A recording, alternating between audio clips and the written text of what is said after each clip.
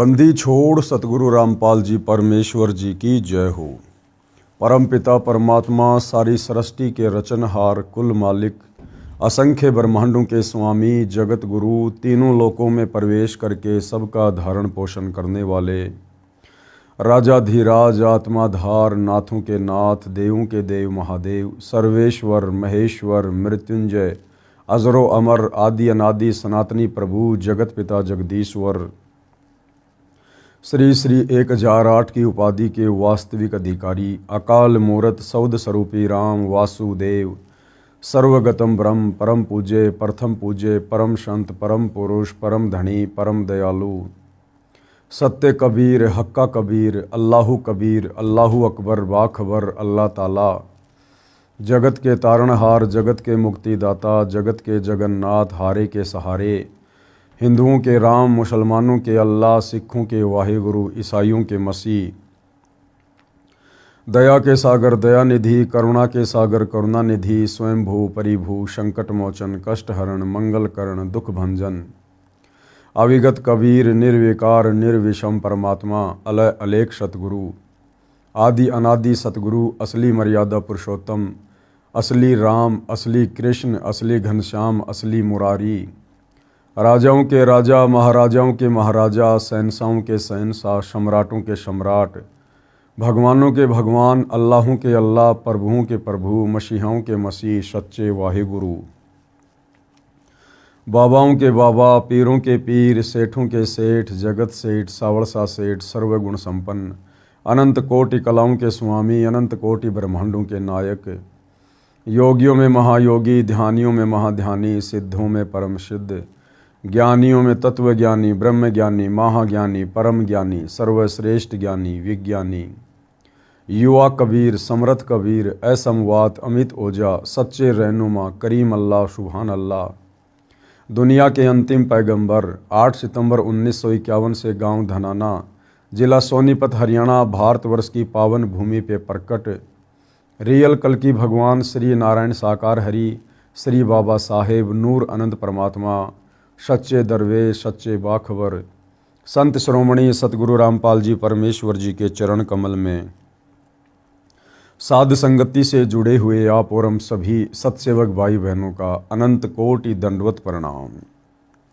सत्साई भाई और बहनों, बहुत बड़ी दया बहुत बड़ी मेहर पूज्य गुरुदेव भगवान की परमेश्वर रामपाल जी की जिनके शुभ आशीर्वाद से विशेष आशीर्वाद से और विशेषकर हिंदू समाज से जुड़े भाई बहनों को श्रद्धालुओं को परमात्मा चाहने वाली आत्माओं को परमात्मा की प्राप्ति के विषय में इस पवित्र पुस्तक हिंदू साहिबान नहीं समझे गीता वेद पुराण जो कि परम संत सतगुरु रामपाल जी के कर कमल से लिखित है, शास्त्र प्रमाणित है, अध्यात्म के विषय में भाई बहनों को बहुत कुछ जानने और समझने को मिल रहा है। और निश्चित तौर पर हमारी बुद्धि अध्यात्म के मामले में अज्ञान से सराबोर करके सदियों से हमारे धर्म गुरुओं के द्वारा घुटनों में ला दी गई थी और वही बुद्धि पुनः सतगुरु रामपाल जी के संपर्क में आने से उनकी सत्य कथाएं सुनने से सत्संग सुनने से उनके विचार सुनने से जो कि शास्त्र प्रमाणित हैं अब धीरे धीरे ऊपर को उठना शुरू हो रही है। तो भाई और बहनों, ये जो पवित्र पुस्तक है जो हिंदू समाज के लिए विशेषकर एक वरदान साबित हो रही है, संजीवनी बूटी की तरह साबित हो रही है, जो एक बार पुनः हिंदू समाज को जीवित करेगी, सतभक्ति के लिए प्रेरित करेगी। इस पुस्तक के माध्यम से पुनः सोया हुआ सनातन जागेगा, सनातनी परमात्मा प्रेमी लोग जागेंगे और अपने मूल घर अपने मूल ठिकाने सतलोक के विषय में जानेंगे। अर्थात एक बार फिर से सोया हुआ मानव समाज अपने निज घर अपने मूल ठिकाने सतलोक के विषय में जानेगा, समझेगा, उसको प्राप्त करने की चाहत अपने दिल में पैदा करेगा।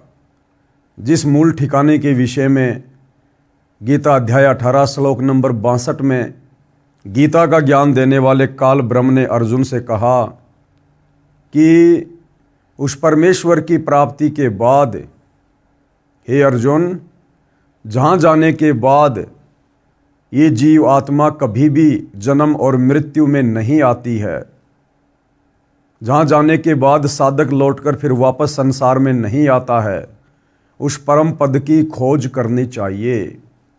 तो वह परम पद सनातन परम धाम सतलोक, जहाँ से सतगुरु रामपाल जी स्वयं चलकर गति करके अपने नियम अनुसार आए हैं हमें जगाने के लिए। तो भाइयों और बहनों, ये पुस्तक हमें हर प्रकार से जागृत करेगी, सचेत करेगी, हमारी सोई हुई आत्मा को पुनः जीवित करेगी। तो अब हम इस पुस्तक में आगे बढ़ते हैं। आज इसी कड़ी में हमारा ये 18वें नंबर का वीडियो है और प्रत्येक वीडियो में गुरुदेव भगवान के आशीर्वाद से हमें बहुत कुछ सोचने समझने को मिल रहा है। पिछले वीडियोज़ में आप जी ने देखा कि किस प्रकार से शास्त्रों से प्रमाणित करके सतगुरु रामपाल जी ने वर्तमान भक्ति मार्ग में हमारे भ्रमित धर्म गुरुओं ने जिस प्रकार से पाखंड फैला रखा है उसका प्रमाणित पर्दाफाश किया है। और विशेषकर कुछ पाखंड जैसे श्राद्ध निकालना, पितृ पूजा करना, प्रेत पूजा करना, देवी देवताओं की पूजा करना, मूर्ति पूजा करना, शिवलिंग की पूजा करना, ये वर्तमान हिंदू समाज में विशेष तौर पर इस तरह की घटिया साधनाओं का प्रचलन है। वैसे तो पूरा विश्व ही इस प्रकार की मूर्ति पूजा कर रहा है, खाली हिंदू समाज ही नहीं बल्कि पूरा का पूरा मुस्लिम समाज भी शिवलिंग की पूजा करता है।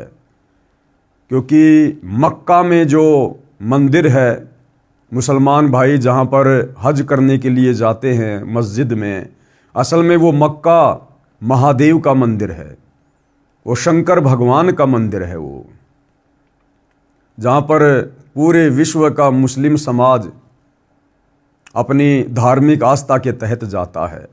तो मक्का में भी शिवलिंग की पूजा होती है। तो भाइयों और बहनों, पूरे विश्व का मानव समाज ही भ्रमित है, क्योंकि गीता ज्ञान देने वाला प्रभु गीता अध्याय 7 श्लोक नंबर 12 से 15 में तीनों देवता ब्रह्मा विष्णु महेश की पूजा करने को भी साफ साफ मना कर रहा है। चूँकि भाइयों और बहनों, गीता कोड वर्ड में है, क्योंकि चारों वेदों का सारांश है, इसलिए गीता जी के ज़्यादातर श्लोक सांकेतिक हैं। उन्हें समझने के लिए तत्व ज्ञान की आवश्यकता पड़ती है और तत्व ज्ञान तत्वदर्शी संत की शरण में गए बिना समझ में नहीं आ सकता है। तो गीता अध्याय 7 श्लोक नंबर 12 से 15 में गीता ज्ञान देने वाला काल ब्रह्म कह रहा है कि इस त्रिगुणमयी माया के द्वारा जिनका ज्ञान हरा जा चुका है। ये त्रिगुणमयी माया क्या है? रजगुण ब्रह्मा, सतगुण विष्णु, तमोगुण शंकर जी, यही 3 देवता हैं और यही 3 गुण हैं। ये भी सतगुरु रामपाल जी ने इसी पवित्र पुस्तक में मार्कंडे पुराण से साबित कर दिया है। तो भाइयों और बहनों, अब हमने जागना होगा, क्योंकि जागने का समय आ चुका है। परमात्मा स्वयं तत्वदर्शी संत के रूप में धरती पर प्रकट हैं। भक्ति युग का समय चल रहा है और हमने हर प्रकार से काल के द्वारा फैलाई गई पाखंड पूजाओं से मुक्ति प्राप्त करनी पड़ेगी, पीछा छुड़वाना पड़ेगा, नादान ज्ञानहीन धर्म गुरुओं से पीछा छुड़वाना पड़ेगा और एकमात्र तत्वदर्शी संत सतगुरु रामपाल जी से उपदेश लेकर अपनी आत्मा के कल्याण हेतु भक्ति मार्ग पर निसंकोच निसंदेह होकर सर्व प्रमाण देखकर अब आगे बढ़ना होगा। तो समाज में विशेष तौर पर जो पाखंड पूजा श्राद्ध वाली फैली हुई है, उसका खंडन करते हुए सतगुरु रामपाल जी ने काफ़ी महापुरुषों के विचार व्यक्त किए हैं। सर्वप्रथम स्वयं परम अक्षर ब्रह्म सत्य पुरुष, सारी सृष्टि के सृजनहार कबीर देव, जो कि रह रहकर इस पृथ्वी पर आते रहते हैं। सतयुग में परमात्मा सतसुकृत ऋषि के नाम से आए, त्रेता में मुनिंदर ऋषि के नाम से आए, द्वापर में करुणामय ऋषि के नाम से आए और कलयुग में 650 साल पहले बनारस के काशी में कबीर नाम से आए, तो उस समय भी परमात्मा ने 120 वर्ष तक लीला करके इस तत्व ज्ञान के माध्यम से यही समझाया था कि यदि हमने परमात्मा प्राप्ति करनी है तो इन पाखंडों से मुक्ति प्राप्त करनी पड़ेगी। तो उसी दिशा में परमेश्वर कबीर जी द्वारा श्राद्ध का किस प्रकार से खंडन किया गया है। एक समय काशी नगर बनारस में गंगा दरिया के घाट पर कुछ पंडित जी श्राद्धों के दिनों में अपने पितरों को जल दान करने के मकसद से गंगा के जल का लोटा भरकर पटरी पर खड़े होकर सुबह के समय सूर्य की ओर मुख करके पृथ्वी पर लोटे वाला जल गिरा रहे थे।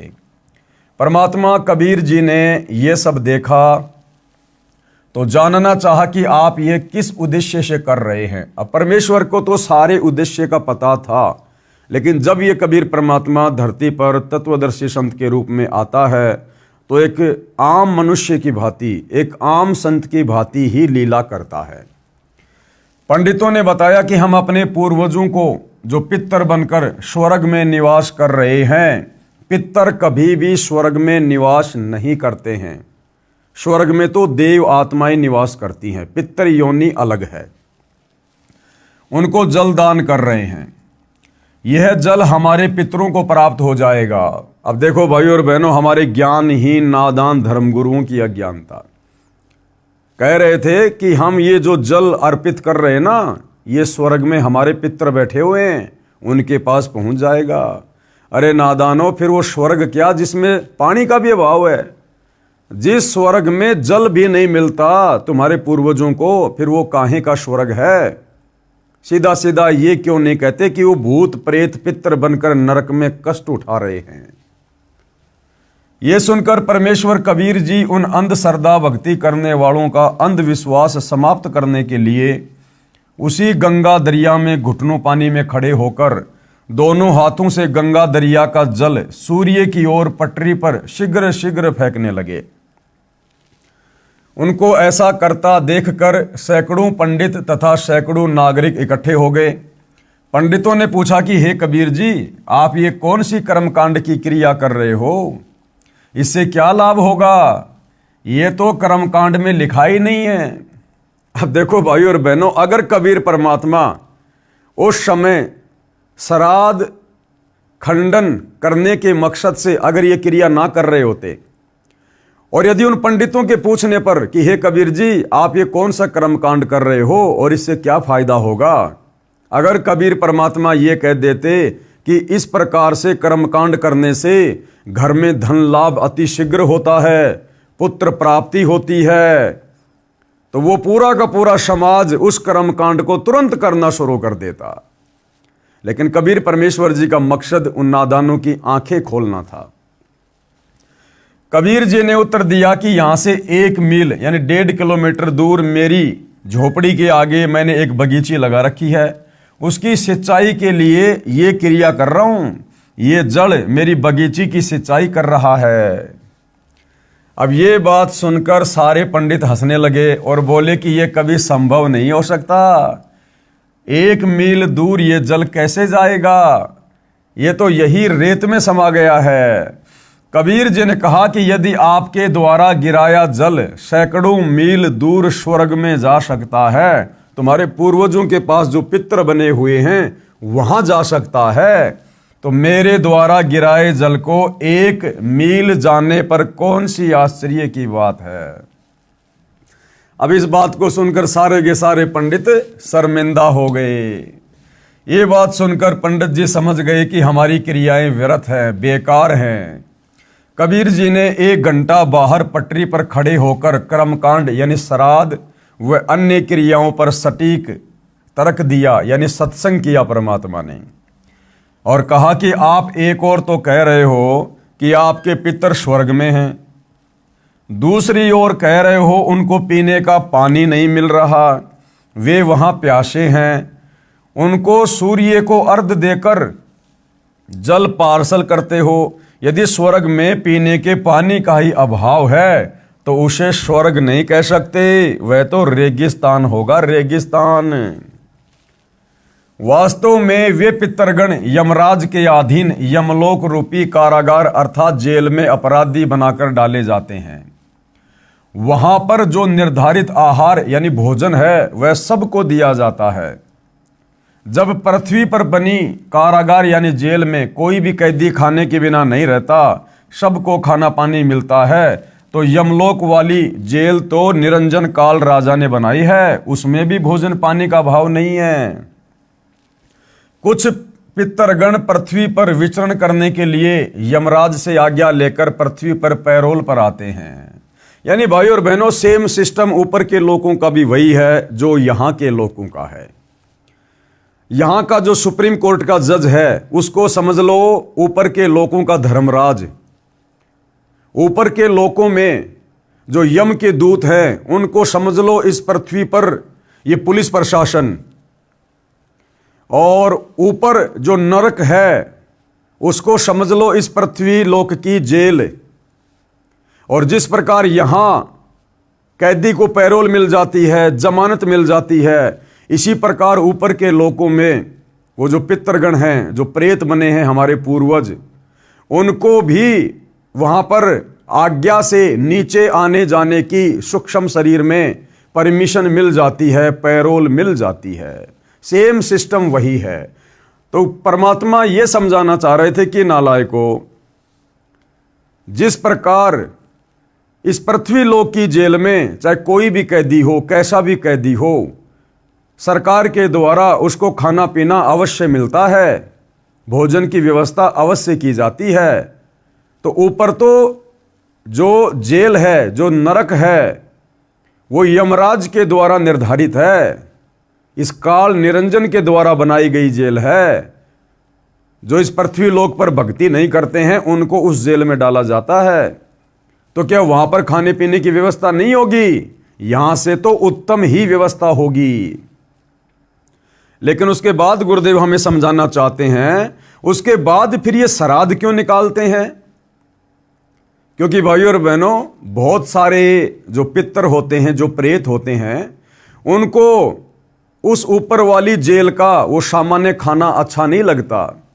जैसे नीचे की जेल में बहुत सारे ऐसे होते हैं कैदी, वो अपना स्पेशल भोजन बनवाते हैं। जेल का सामान्य भोजन वो लोग नहीं खाते, स्पेशल भोजन बनवाते हैं या बाहर से मंगवाते हैं, जैसा भी होता है। तो ठीक इसी प्रकार कुछ एक जो पितर होते हैं वो वहाँ की सामान्य जेल का, नरक का खाना नहीं खाते, उनको अच्छा सा नहीं लगता है। तो वो क्या करते हैं, यमराज से पैरोल लेकर, जमानत लेकर, कुछ दिनों की मोहलत लेकर, क्योंकि वो सूक्ष्म शरीर में होते हैं, और सूक्ष्म शरीर से वो यहाँ पृथ्वी पर आ जाते हैं, और यहाँ वो किसी दूसरे के शरीर में प्रवेश करके अच्छे अच्छे भोजन का आनंद लेते हैं। तो क्या कह रहे हैं गुरुदेव?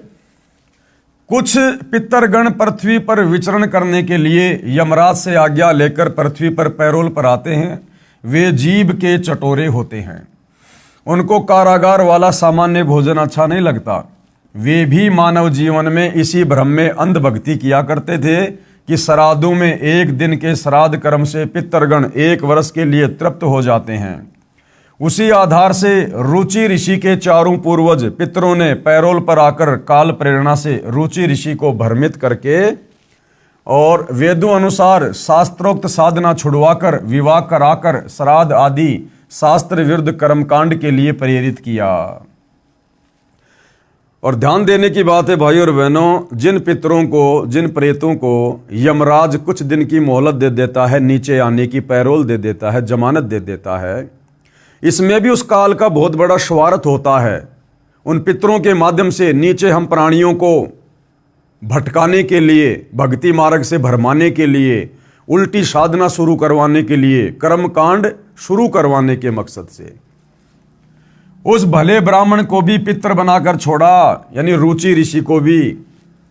पृथ्वी पर आकर पितर रूपी भूत किसी व्यक्ति, स्त्री या पुरुष में प्रवेश करके भोजन का आनंद लेते हैं, अन्य के शरीर में प्रवेश करके भोजन खाते हैं। भोजन की सूक्ष्म वासना से उनका सूक्ष्म शरीर तृप्त होता है। जिस प्रकार भाई और बहनों गुरुदेव ने बताया कि राधा स्वामी पंथ का जो प्रवर्तक था शिवदयाल, उसने भी सत्य साधना नहीं की, शास्त्रों के अनुसार भक्ति नहीं की, और मरने के बाद शिवदयाल सीधा वो भूत बना। और बाद में वो अपनी शिष्या बुक्की के अंदर आया करता था। उसकी शिष्या थी बुक्की, वो शिवदयाल भूत बनकर उस बुक्की के अंदर आया करता था और पहले की तरह चूरमा बनवा कर खाया करता था। उस पलंग के ऊपर बैठकर हुक्का पिया करता था, क्योंकि पहले शिवदयाल को चूरमा बहुत पसंद था और भोजन करने के बाद उस पलंग पर बैठकर हुक्का पिया करता था। उसके बाद शरीर छोड़ने के बाद जब वो भूत बन गया, मुक्ति नहीं हुई, अपनी शिष्या बुक्की के अंदर आकर चूरमा बनवा कर खाया करता था और उसी प्रकार से बुक्की के माध्यम से पलंग पर बैठकर हुक्का पिया करता था। लेकिन 1 वर्ष के लिए नहीं, यदि कोई पिता, दादा, दादी, माता आदि आदि किसी पशु के शरीर को प्राप्त हुए हैं तो उसको कैसे तृप्ति होगी? उसको 10-15 किलो चारा खाने को चाहिए। कोई श्राद्ध करने वाला गुरु पुरोहित भूखा प्यासा देखा है? आवश्यक नहीं है कि सबके माता पिता, दादा दादी आदि आदि पितर बने हों। कुछ के पशु पक्षी आदि अन्य योनियों को भी प्राप्त होते हैं, परंतु श्राद्ध सबके करवाए जाते हैं, यानी अंधश्रद्धा। इसे कहते हैं शास्त्र विधि त्याग कर मनमाना आचरण, यानी शास्त्र विरुद्ध भक्ति करना। अब इसके बाद भाइयों और बहनों, सिख धर्म के प्रवर्तक आदरणीय नानक जी ने भी श्राद्ध कर्म का खंडन किया है। क्योंकि भाइयों और बहनों, परमात्मा से प्राप्त जितने भी महापुरुष हुए हैं उन सभी का एक ही रास्ता है अध्यात्म का। उन सब के बोल वचन, उन सब के विचार आपको एक ही मिलेंगे। तो आदरणीय नानक जी को भी कबीर परमात्मा बेई नदी पर जिंदा बाबा के रूप में मिले थे। आदरणीय नानक जी की आत्मा को शरीर से निकालकर ऊपर सचखंड सतलोक में लेकर गए थे। उन्हें सर्व ब्रह्मांडों से परिचित करवाया था, सतलोक दिखाया था। उसके बाद नानक जी की आत्मा को वापस तीसरे दिन बेई नदी पर उसी शरीर में छोड़ दिया था। उसके बाद नानक जी भी परमपिता परमेश्वर कबीर साहिब जी के ज्ञान से परिचित होकर, भक्ति विधान से परिचित होकर उन्हीं की महिमा करने लगे थे और उन्हीं के विचारों को समाज में आगे बढ़ाने लगे थे। तो नानक जी भी इस पाखंड और कर्म कांड के बिल्कुल विरुद्ध थे। श्री नानक देव जी द्वारा श्राद्ध भ्रम खंडन। अन्य उदाहरण, सिख धर्म के प्रवर्तक श्री नानक देव साहिब जी की जीवनी में एक घटना ऐसी है जिसका वर्णन करता हूं, जो पवित्र पुस्तक भाई बाले वाली जन्म साखी श्री नानक देव में लिखी है, जिसकी हेडिंग आगे साखी दुनीचंद खत्री नाल होई। यानी जो भाई जो बाला था और मर्दाना था, ये नानक जी के 2 शिष्य थे। तो ये ज़्यादातर नानक जी के साथ रहा करते थे और इन्होंने नानक जी के शरीर छोड़ने के बाद में जो जो उनकी लीलाएं थी, जो जो घटनाएं घटी थी, उन्होंने अंगद देव जी के माध्यम से इसमें जन्म साखी में लिपिबद्ध करवाई थी। संक्षिप्त प्रकरण इस प्रकार है। श्री नानक जी को परमात्मा कौन? परम अक्षर ब्रह्म कबीर देव बेई नदी पर उस समय मिले थे जिस समय श्री नानक जी सुल्तानपुर शहर से सुबह के समय प्रतिदिन की तरह बेई नदी में स्नान करने के लिए गए थे। अन्य नगरवासी भी स्नान कर रहे थे। उस समय परमेश्वर कबीर जी बाबा जिंदा के वेश में आए और श्री नानक जी के साथ दरिया में स्नान करने के बहाने प्रवेश हुए। अन्य उपस्थित व्यक्ति देख रहे थे। दोनों ने दरिया में डुबकी लगाई परंतु बाहर नहीं आए। दोनों को दरिया में डूबा मान लिया गया था। परमेश्वर कबीर जी नानक जी की आत्मा को लेकर, यानी शरीर को दूर जंगल में छोड़कर अपने साथ अपने निवास स्थान सतलोक यानी सचखंड में ले गए।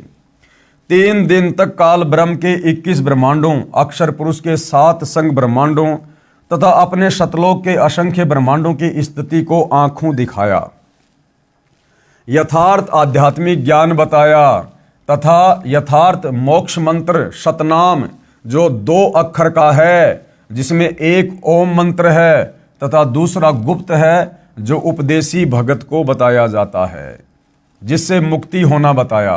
फिर एक नाम सार नाम का विशेष योगदान मानव के मोक्ष की साधना में है, उससे परिचित कराया तथा सतनाम और सारनाम को कलयुग के 5505 वर्ष बीत जाने तक गुप्त रखने की आज्ञा दी। यानी परमात्मा कबीर जी ने आदरणीय नानक जी को सारनाम दिया था, लेकिन उस समय उस सारनाम को गुप्त रखने की भी आज्ञा दी थी। श्राद्ध, पिंडदान आदि कर्मकांड को व्यर्थ बताया और स्वर्ग नरक को दिखाया। तीसरे दिन श्री नानक जी की आत्मा को शरीर में प्रवेश करके अंतर्ध्यान हो गए। उसके पश्चात श्री नानक जी ने अपने 2 शिष्यों भाई बाला तथा मर्दाना को साथ लेकर प्रभु से प्राप्त यथार्थ ज्ञान व आंखों देखी ऊपर के लोकों की व्यवस्था का प्रचार करने के मकसद से देश प्रदेश में 12 वर्ष भ्रमण किया। उसी दौरान लाहौर में एक धनी व्यक्ति दुनीचंद खत्री की प्रार्थना पर उनके घर गए।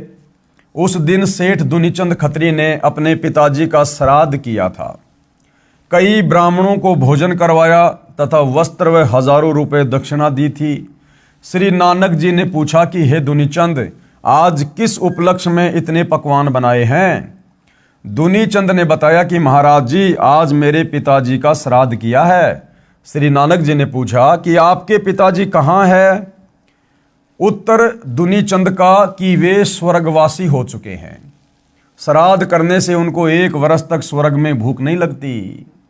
ये बात सुनकर श्री नानक जी ने कहा कि हे दुनीचंद, आपको आपके अज्ञानी गुरुओं ने भ्रमित कर रखा है। आपका पिताजी तो बाघ यानी शेर शरीर को प्राप्त होकर उस जंगल में एक पेड़ के नीचे भूख से व्याकुल बैठा है। आदरणीय नानक जी ने दुनीचंद को क्या कहा कि आपके पिताजी स्वर्ग में नहीं, बल्कि आपके भ्रमित गुरुजनों के द्वारा जो आदि अधूरी साधना उनको दी गई थी, उस भक्ति साधना के चलते आपके पिताजी मरने के बाद में शेर बन गए, शेर, बाघ। और वो तो फला फला जगह उस पेड़ के नीचे बिल्कुल व्याकुल बैठे हुए हैं। यदि मेरी बात पर विश्वास नहीं है तो जांच कर सकते हैं। तू एक व्यक्ति को भोजन तैयार कर, यानी एक व्यक्ति का भोजन तैयार कर और उस जंगल में जा। तेरी दृष्टि पड़ते ही मेरे आशीर्वाद से उस बाघ यानी शेर को मनुष्य बुद्धि आ जाएगी, यानी वो तुझे हानि नहीं पहुंचाएगा। उसको अपना पूर्व जन्म भी याद आ जाएगा। जब वो तेरा पिता था, वो जन्म भी उसको याद आ जाएगा उस बाघ की योनि में। दुनीचंद जी को श्री नानक जी पर पूर्ण विश्वास था कि इन्होंने जो बोल दिया वह सिद्ध है। इस महात्मा में लोग बड़ी शक्ति बताते हैं।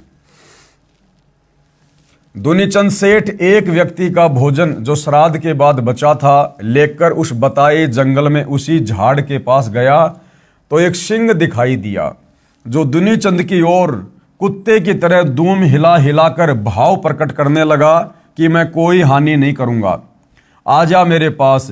दुनीचंद सेठ ने भोजन बाघ के सामने थाले में रख दिया। सारा भोजन बाघ खा गया।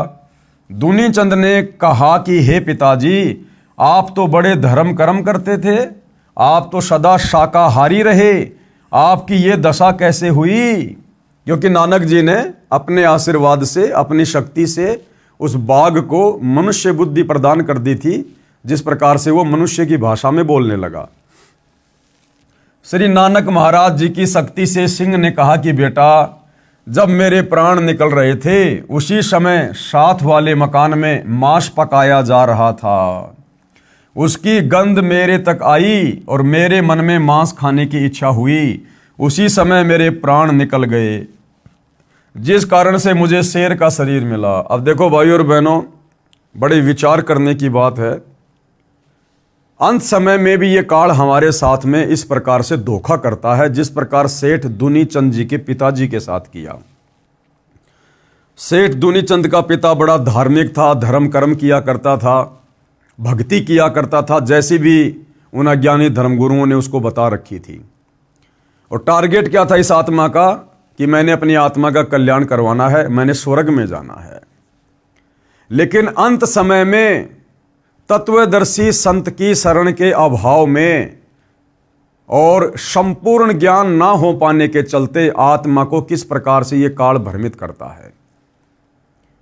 पूरा जीवन शाकाहारी बिताने वाले सेठ दुनीचंद के पिताजी जब अंतिम समय में सैया पर लेटे हुए थे, उसी समय पड़ोस में किसी व्यक्ति ने मांस पकाया, यानी नॉनवेज बना रहा था।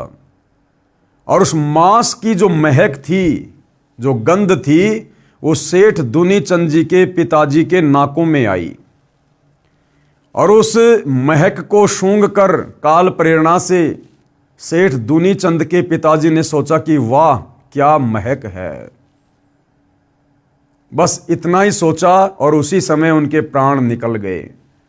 और परमात्मा जी का फिर अटल विधान है कि अंत समय में शरीर छोड़ते समय इस प्राणी की आस्था, इसकी मोह ममता, इसकी चाहत जिस भी वस्तु में रह जाएगी, पोते में, पोती में, धन में, संपत्ति में, खेत में, किसी पशु में या खाने पीने में, ये प्राणी उस विधान अनुसार वही जन्म लेगा, उसी प्रकार की योनि को जन्म प्राप्त करेगा।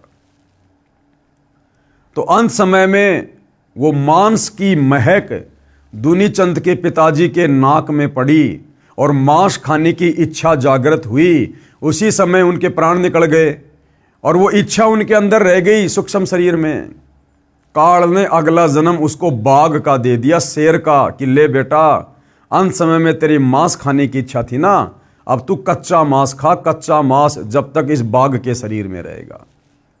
इसलिए भाई और बहनों, हम भक्तों को भी यहाँ बहुत बड़ी शिक्षा मिलती है कि हमने सदैव अपने विचारों को, अपनी सोच को, अपनी भावनाओं को, अपनी जिज्ञासाओं को सतगुरु रामपाल जी भगवान की भक्ति के इर्द गिर्द ही रखना चाहिए। हमने सांसारिक लोगों से ज़्यादा उठना बैठना, बातचीत करना, व्यवहार करना बिल्कुल बंद कर देना चाहिए।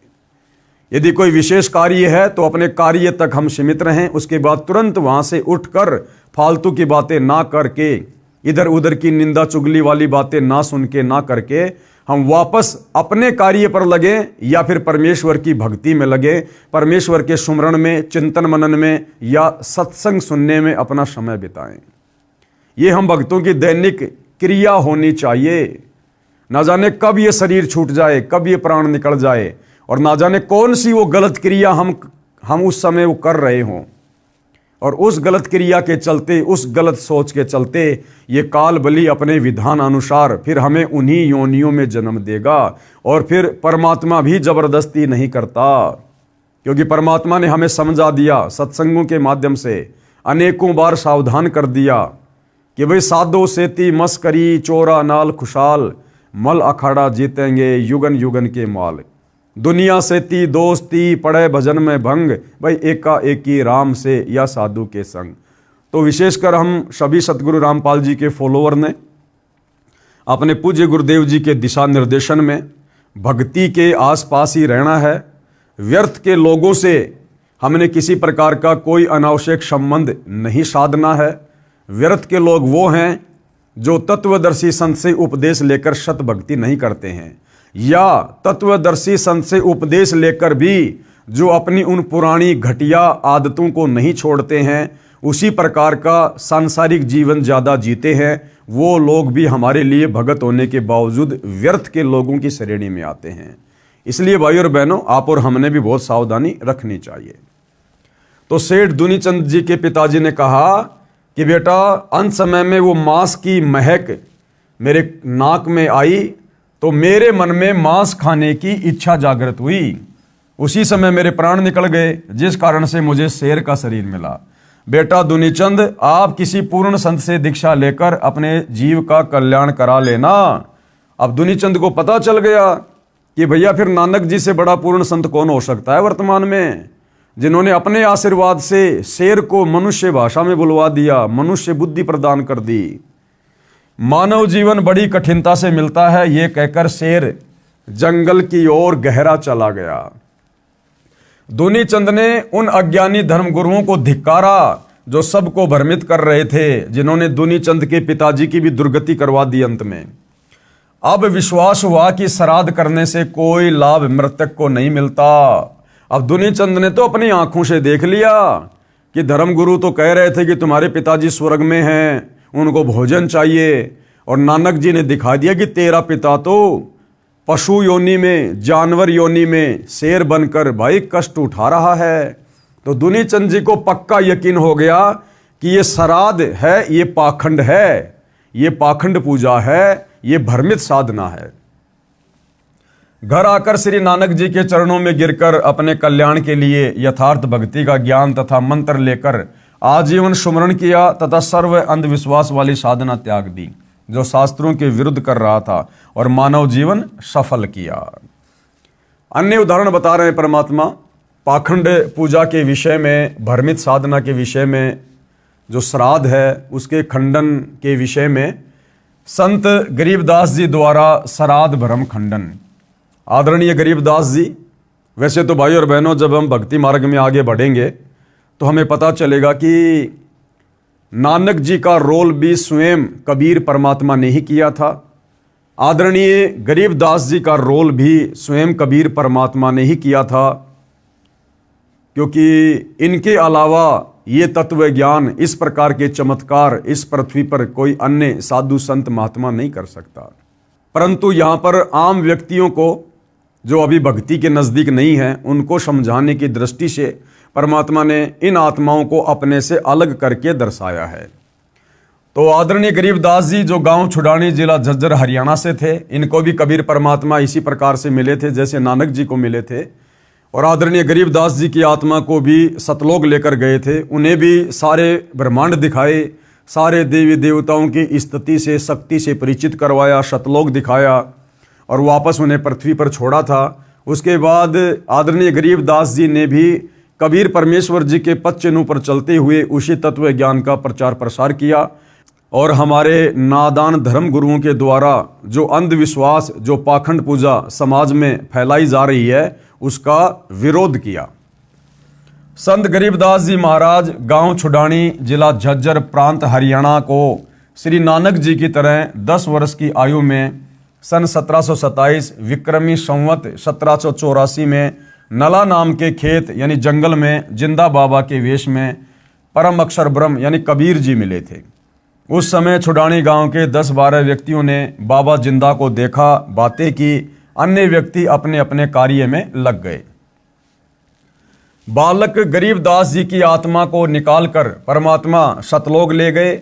ऊपर के सब लोकों का अवलोकन करवाकर सर्व यथार्थ आध्यात्मिक ज्ञान बताकर लगभग 8-9 घंटे बाद वापस शरीर में प्रविष्ट कर दिया। बालक गरीबदास जी को मरा जानकर चिता पर रख दिया गया था। अग्नि लगाने वाले थे, उसी समय संत गरीबदास जी उठकर घर की ओर चल पड़े। परमेश्वर कबीर जी ने उनको यथार्थ भक्ति ज्ञान दिया। उनके बहुत सारे शिष्य हुए। गांव छुड़ानी के एक भगत को संत गरीबदास जी की बात पर विश्वास नहीं था कि श्राद्ध कराया हुआ मृतक को नहीं मिलता। श्राद्धों के दिनों में उस भगत के दोनों माता पिता के श्राद्ध लगातार 2 दिन किए गए। पहले दिन माता जी का और अगले दिन उसके पिताजी का।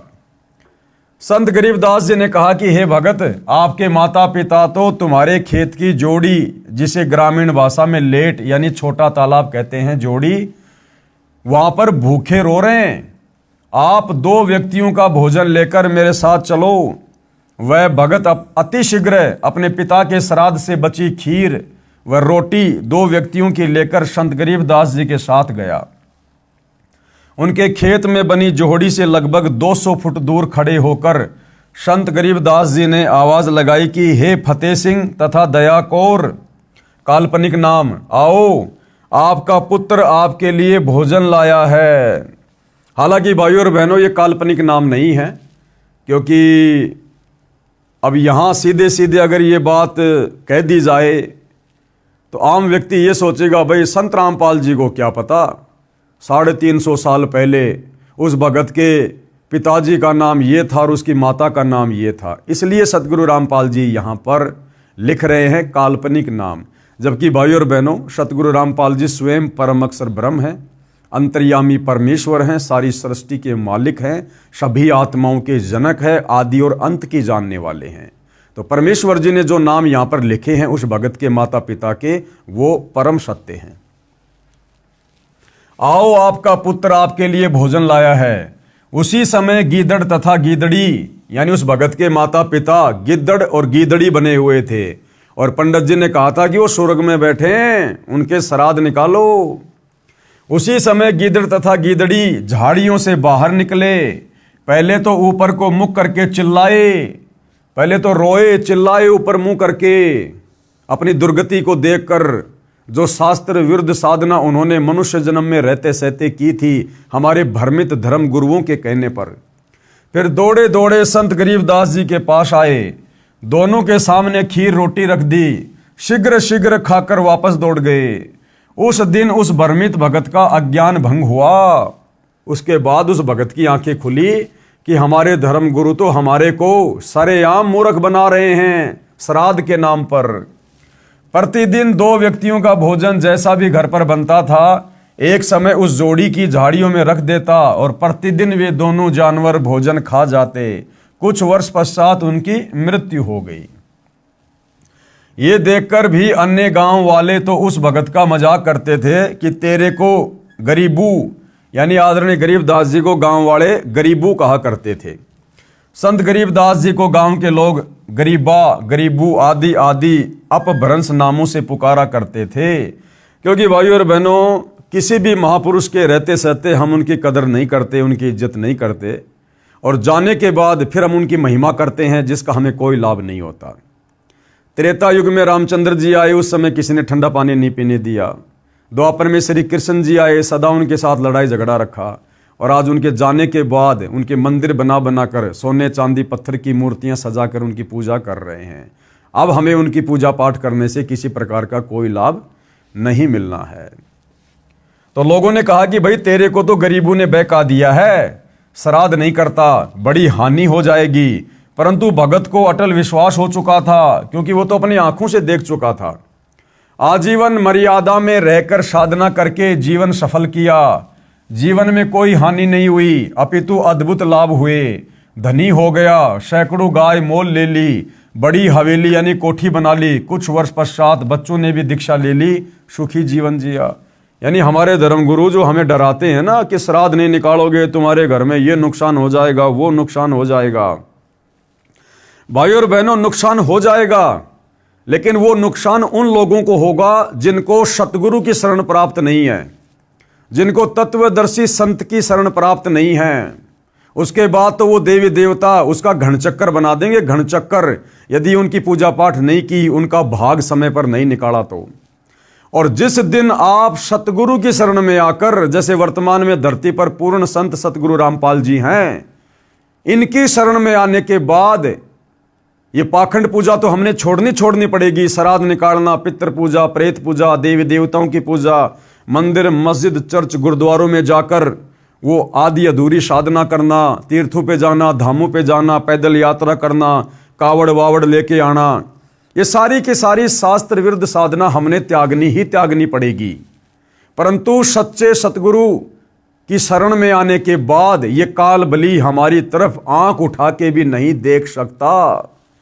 इसलिए यदि आप सतगुरु की शरण में आए बिना उन पाखंड पूजाओं को त्यागते हैं तो हो सकता है आपको नुकसान हो जाए।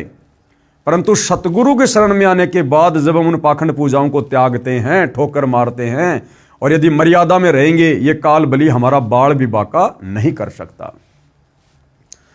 अन्य उदाहरण दे रहे हैं गुरुदेव भगवान पाखंड पूजा को लेकर, विशेषकर श्राद्ध के खंडन को लेकर। लेखक यानी संत रामपाल जी द्वारा श्राद्ध भ्रम खंडन सत्य कथा। अब गुरुदेव भगवान अपनी जुबानी सत्य कथा बता रहे हैं कि किस प्रकार से हमारे नादान धर्मगुरुओं ने श्राद्ध के नाम पर समाज को भ्रमित किया हुआ है। मेरे पूज्य गुरुदेव स्वामी राम देवानंद जी बड़ा पैतावास, तहसील चरखी दादरी, जिला भिवानी, प्रांत हरियाणा के निवासी थे। अब यहाँ पर भाइयों और बहनों एक शब्द इस्तेमाल किया है सतगुरु रामपाल जी ने कि मेरे पूज्य गुरुदेव स्वामी राम देवानंद जी। अभी भाइयों और बहनों, आप परमेश्वर जी की शरण से दूर हैं, आपने अभी उनके सत्संग सुनने शुरू नहीं किए हैं, इसलिए ये बात अभी आपको समझ में नहीं आएगी। जब आप उनसे उपदेश लेकर धीरे धीरे भक्ति मार्ग में आगे बढ़ेंगे तो आप जी को पता चलेगा कि सतगुरु रामपाल जी तो स्वयं जगत गुरु हैं। जगत गुरु यानी सारे संसार के गुरु, सारी सृष्टि के गुरु हैं, सबको ज्ञान देने वाले हैं। फिर भला इन्हें गुरु बनाने की क्या आवश्यकता।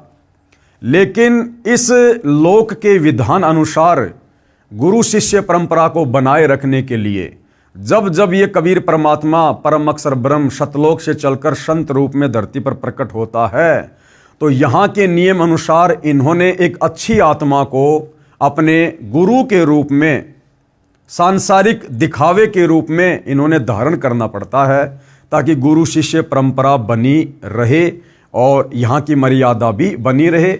अन्यथा सतगुरु रामपाल जी तो स्वयं जगत गुरु हैं, गुरुओं के गुरु हैं, संत शिरोमणि हैं, इन्हें गुरु बनाने की आवश्यकता नहीं है। और जो व्यक्ति किसी को गुरु बनाकर फिर उससे ज्ञान ग्रहण करके आगे ज्ञान देता है, फिर हम उसको जगत गुरु की उपाधि नहीं दे सकते। इसलिए इस गूढ़ रहस्य को आप जी उस समय समझेंगे जब आप सतगुरु से शरण लेकर धीरे धीरे उनके सत्संग सुनेंगे।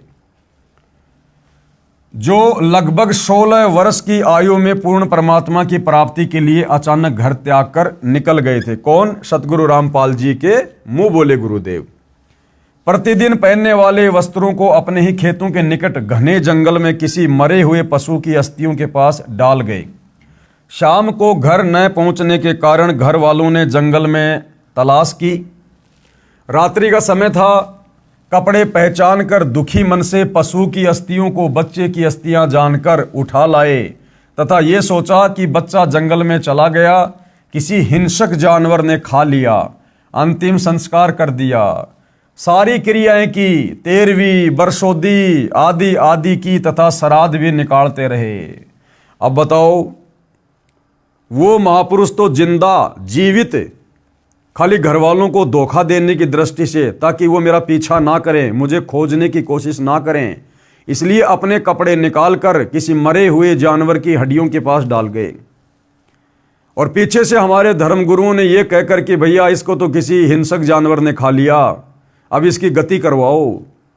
और उसकी 12वीं 13वीं गंगा जी में अस्थियां डालना, उसके बाद उसकी बरसोदी करना, फिर श्राद्ध निकलवाने शुरू कर दिए उस जीवित महापुरुष के। इसको कहते हैं अंधश्रद्धा भक्ति खतरा ए जान, पाखंड पूजा भ्रमित पूजा मनमाना आचरण। लगभग 104 वर्ष की आयु प्राप्त होने के उपरांत स्वामी जी अचानक अपने गांव बड़ा पैतावास, जिला भिवानी, तहसील चरखी दादरी, हरियाणा में पहुंच गए। यानी काफी लंबे समय के बाद, लगभग 90 साल के बाद आदरणीय रामदेवानंद जी वापस अपने गांव में गए।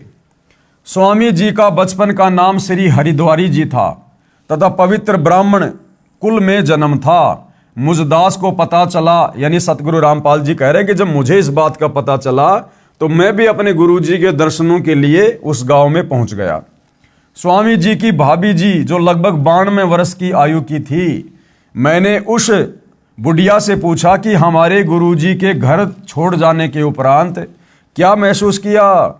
उस बुढ़िया ने बताया कि मेरा विवाह हुआ तब मुझे बताया गया कि इनका एक भाई हरिद्वारी था जो किसी हिंसक जानवर ने जंगल में खा लिया था, उसके श्राद्ध निकाले जा रहे हैं, मुझे भी इनके श्राद्ध निकालने को कहा गया। बुढ़िया ने बताया कि 70 श्राद्ध तो मैं अपने हाथों निकाल चुकी हूँ। यानी 70 साल से तो वो बुढ़िया उस जीवित महापुरुष के श्राद्ध निकाल रही थी, हमारे ज्ञानहीन धर्म गुरुओं के कहने पर। और जब कभी फसल अच्छी नहीं होती या कोई घर का सदस्य बीमार हो जाता तो अपने पुरोहित यानी गुरुजी से कारण पूछते तो वह कहा करता कि हरिद्वारी वो पितर बना हुआ है, वो तुम्हें दुखी कर रहा है।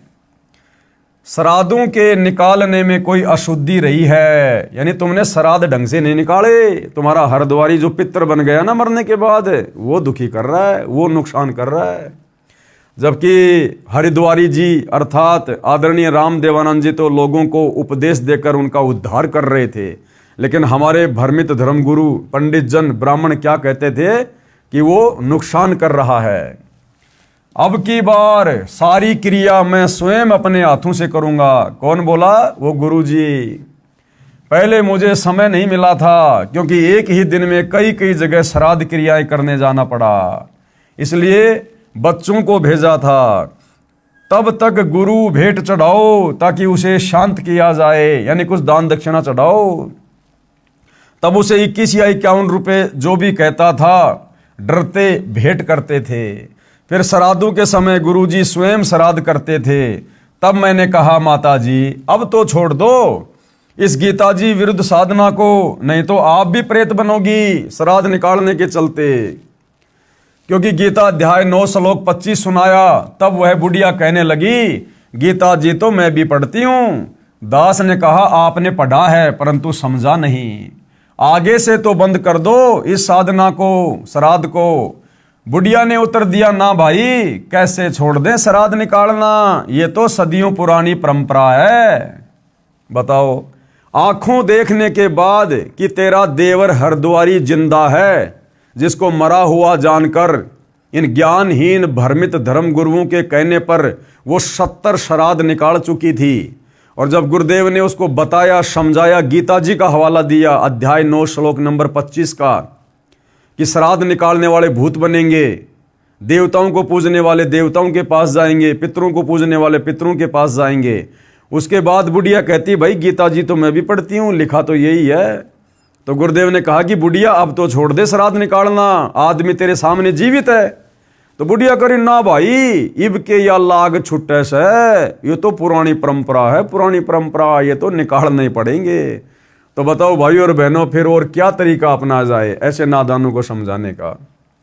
हे पाठकों, यह दोष भोली आत्माओं का नहीं है, ये दोष मूर्ख गुरुओं का अर्थात नीम हकीमों का है, जिन्होंने अपने पवित्र शास्त्रों को समझे बिना और मनमाना आचरण यानी पूजा का मार्ग बता दिया, जिस कारण न तो कोई कार्य सिद्ध होता है, न परम गति तथा न कोई सुख ही प्राप्त होता है। प्रमाण कहाँ है? गीता अध्याय 16 श्लोक नंबर 23 और 24 कि अर्जुन, शास्त्र विधि को त्याग कर जो मनमाना आचरण करते हैं, मनमानी भक्ति साधना करते हैं, जैसे श्राद्ध निकालना, मंदिर मस्जिद चर्च गुरुद्वारों में जाकर पूजा पाठ करना, प्रेत पूजा करना, पितृ पूजा करना, कावड़ लेके आना, तीर्थों पे जाना, धामों पे जाना, पैदल यात्रा करना, देवी देवताओं की पूजा करना, ब्रह्मा विष्णु महेश की पूजा करना, ये सब मनमाना आचरण है। पवित्र चारों वेद और गीता जी में इस प्रकार की साधना को मनमाना आचरण कहा है, जिससे किसी भी प्रकार का कोई भी आध्यात्मिक लाभ साधक को नहीं होता है। शंका प्रश्न 44। अब भाई और बहनों, इतना सब कुछ ज्ञान समझने के बाद, देखने के बाद, अब हिंदू समाज से जुड़े भाई बहन अध्यात्म के विषय में काफ़ी कुछ जानने लगे और उनकी जिज्ञासा आगे से आगे बढ़ने लगी और अधिक जानने की। जो शंकाएं उनके मन में उठती थी उनका समाधान करवाने की। तो इसी दिशा में फिर हिंदू श्रद्धालु ने सतगुरु रामपाल जी से क्या प्रश्न किया, यदि किसी के माता पिता भूखे हों, वे दिखाई देकर कहें तो वह पुत्र नहीं जो उनकी इच्छा पूरी ना करे। फिर भी मन में बहुत सारी शंकाएं, और क्या सवाल किया कि महाराज जी, अगर किसी के माता पिताजी मरने के बाद में भूखे हों और अगर अपने बेटा बेटी को दिखाई दे सौपन में या वैसे, तो वो बेटा बेटी क्या हुआ जो अपने माता पिता की भूख को शांत ना करे, अर्थात श्राद्ध ना निकाले। उत्तर शंका समाधान। तो गुरुदेव ने क्या उत्तर दिया, यदि किसी का बच्चा कुएं में गिरा हो, वह तो चिल्लाएगा ही कि मुझे बचा लो, पिताजी आ जाओ, मैं मर रहा हूं। वह पिता मूर्ख होगा जो भावुक होकर कुएं में छलांग लगाकर बच्चे को बचाने की कोशिश करेगा, स्वयं भी डूबकर मर जाएगा और बच्चे को भी नहीं बचा पाएगा। अब क्या तरीका है, उसको चाहिए कि लंबी रस्सी का प्रबंध करे, फिर उस कुएं में छोड़े, बच्चा उसे पकड़ ले, फिर बाहर खींचकर बच्चे को कुएं से निकाले।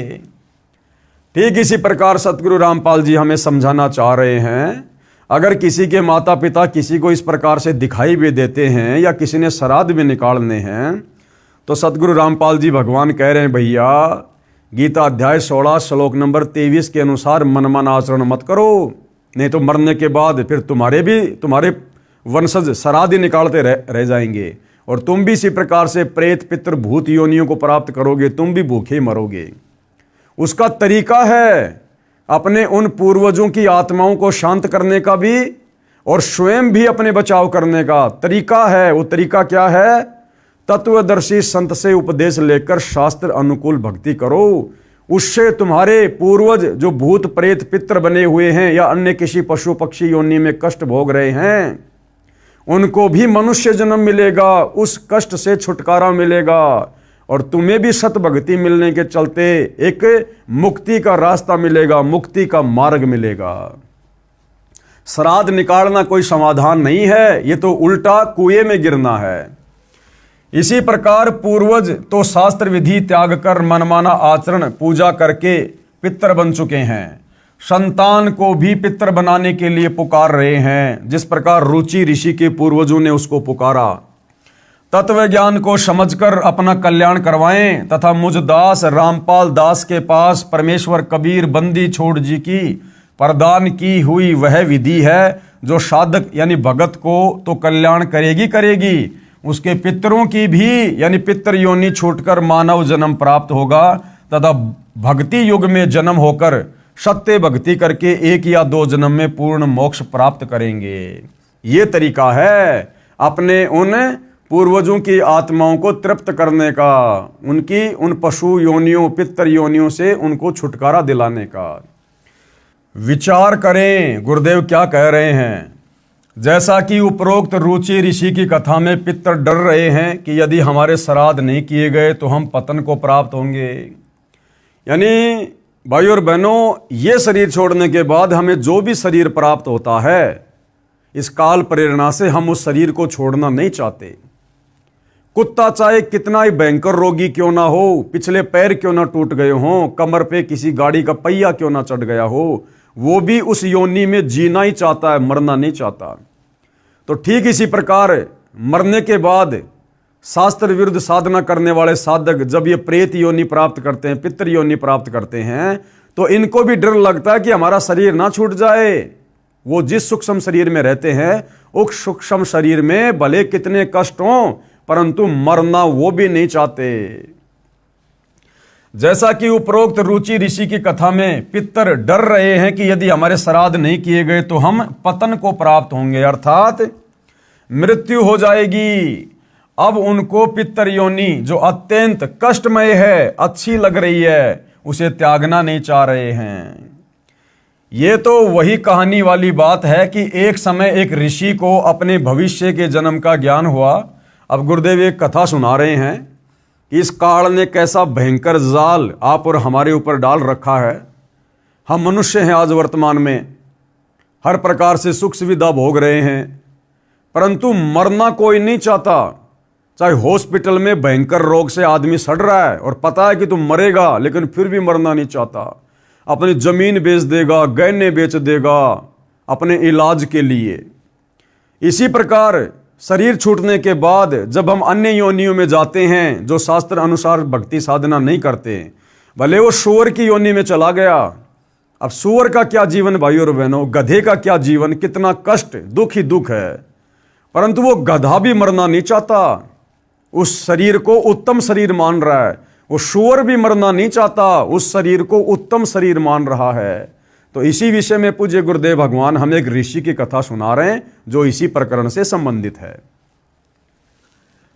एक समय एक ऋषि को अपने भविष्य के जन्म का ज्ञान हुआ। उसने अपने बेटों को बताया कि मेरा अगला जन्म फला फला व्यक्ति के घर पर एक सूअरी से होगा और मैं सूअर का जन्म पाऊंगा। उस सूअरी के गले में गांठ है, यह उसकी पहचान है। उसके पेट से मेरा जन्म होगा। मेरी पहचान ये होगी कि मेरे सिर पर गांठ होगी जो दूर से दिखाई देगी। मेरे बच्चों, उस व्यक्ति से मुझे मोल ले लेना तथा मुझे मार देना और मेरी गति कर देना।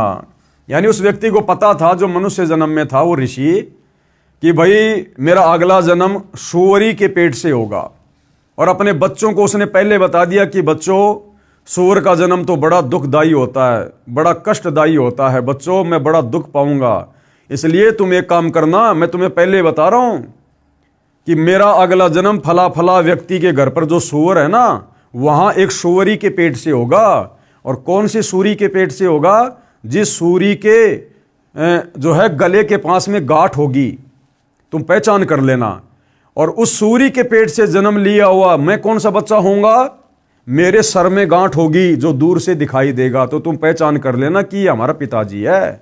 और मुझे मोल ले लेना और फिर मेरे को मार देना किसी भी प्रकार से, ताकि मेरी गति हो जाए, उस शरीर से मेरा छुटकारा हो जाए। बच्चों ने कहा, बहुत अच्छा पिताजी।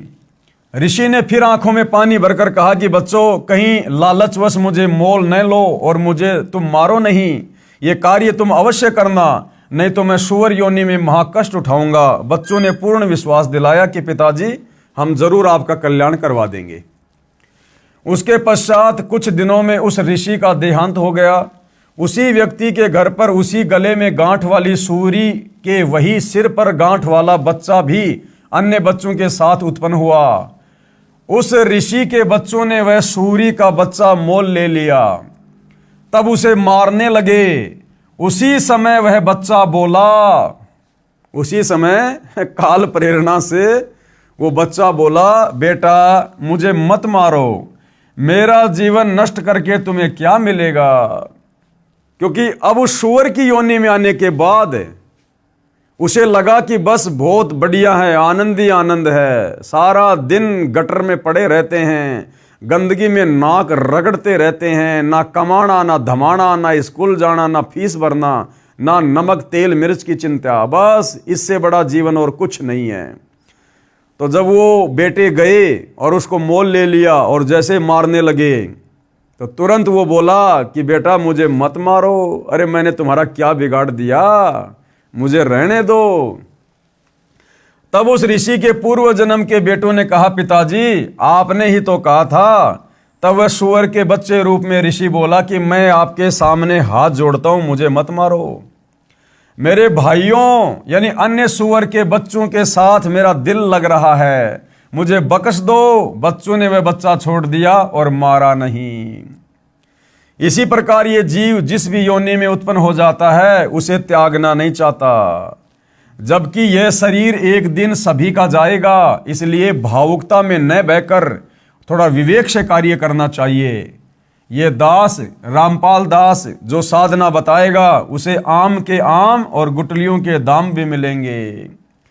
यानी आत्मा का कल्याण तो होगा ही होगा। हमें यहां भी जब तक जिएंगे सर्व लाभ होंगे, सर्व सुख होंगे। इसी विष्णु पुराण में तीसरे अंश के अध्याय 15 श्लोक 55 से 56 पर 213 पर लिखा है कि और वो ऋषि शगर राजा को बता रहा है। क्या बता रहा है? हे राजन, श्राद्ध करने वाले पुरुष से पितरगण विश्वदेवगण आदि सभी संतुष्ट हो जाते हैं। हे भूपाल, पितरगण का आधार चंद्रमा है और चंद्रमा का आधार योग, योग यानी शास्त्र अनुकूल भक्ति है।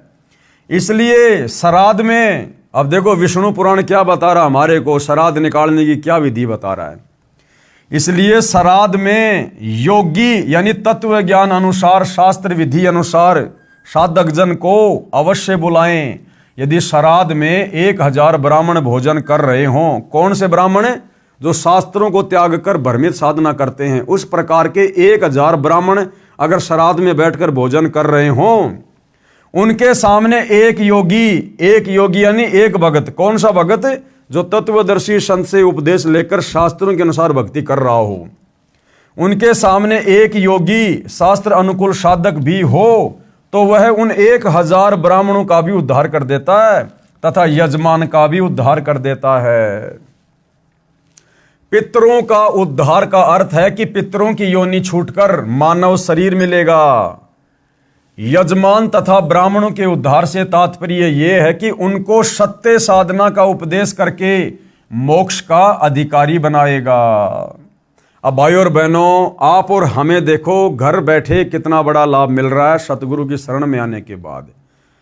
अब हम भगत भाई बहनों ने कोई श्राद्ध नहीं निकालने, ना हम निकालते, ना हम कोई शास्त्र विरुद्ध पाखंड पूजा करते, ना कोई कर्मकांड करते और करवाते, ना सहयोग देते, क्योंकि सहयोग देना भी परमात्मा का दोषी कहलाता है।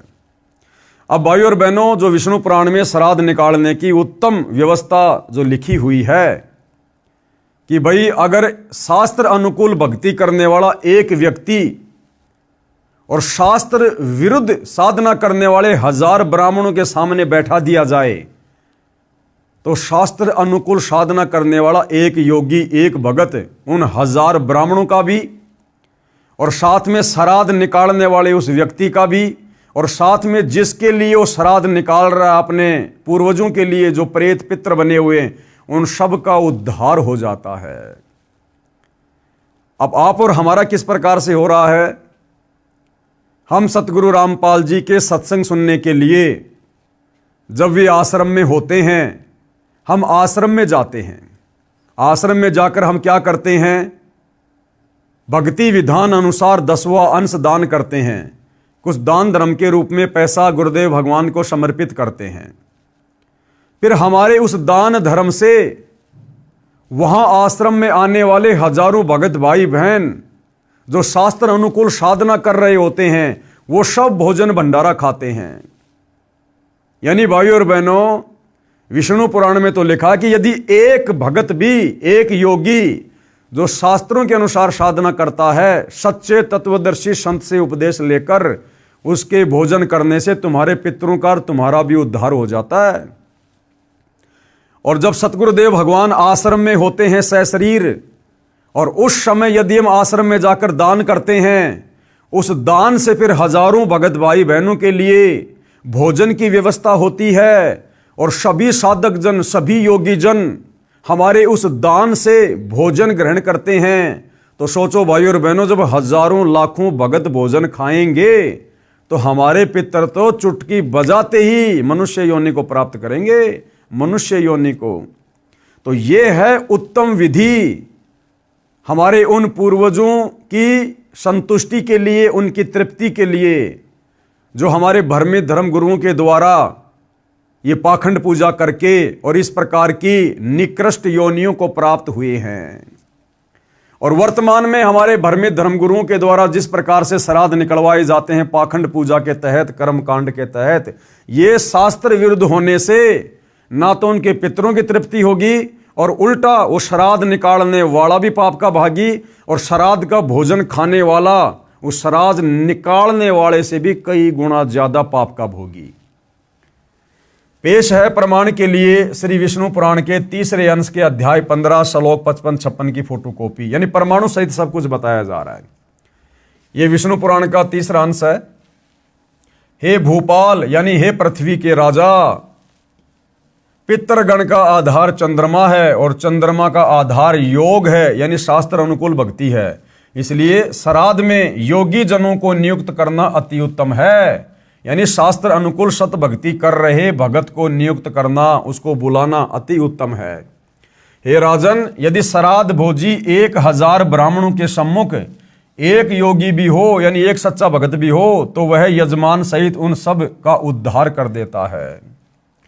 अब सतगुरु रामपाल जी सबसे बड़े योगी हैं, हालांकि परमेश्वर हैं, परमात्मा हैं, लेकिन इस विधि अनुसार हम सोचे विचार करें तो सतगुरु रामपाल जी वर्तमान में धरती पर सबसे बड़े योगी हैं जो शास्त्र अनुकूल सत भक्ति कर रहे हैं।